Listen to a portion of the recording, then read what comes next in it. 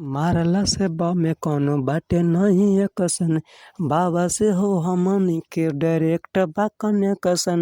अरे सच्चे बोला ये ब्यास। अरे मारला से फायदा नइखे बा में कौनो एकसन। बाबा से त हमनी के डायरेक्ट बा कनेक्शन।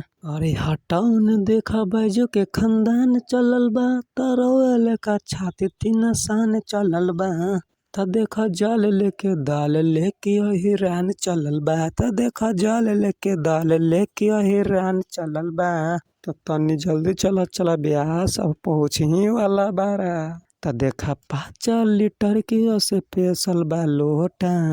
ऊपर से पेसल बा देखे में मोटा।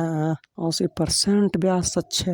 अरे जाना त ये बच्चा सभे ब्रह्मांड के हैं। मिलल बस यीशु से जाती है ब्रांड के। पावे खातिर बाबा से वरदान मिलल बा। सभे कोई देखी त माल चलल बा।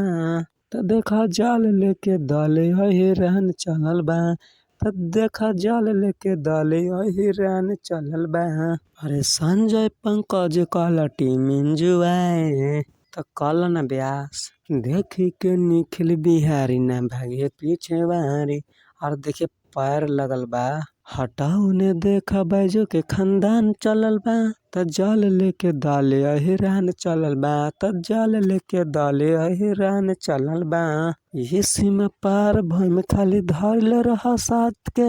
इहो सीमा पार भइम धरले रहा साथ के। जेकरा पा हाथ बाटे भोलेनाथ के बेदे देखा पुराने चलल बा। त हटाओ ने देखा बैजू के खानदान चलल बा। त जाल लेके दाले हिरान चलल बा। त देखा जाल लेके दाले हिरान चलल बा। हटाए नी आंधी तूफान चलल बा। त जाल लेके दाले हिरान चलल बा। त जाल लेके दाले हिरान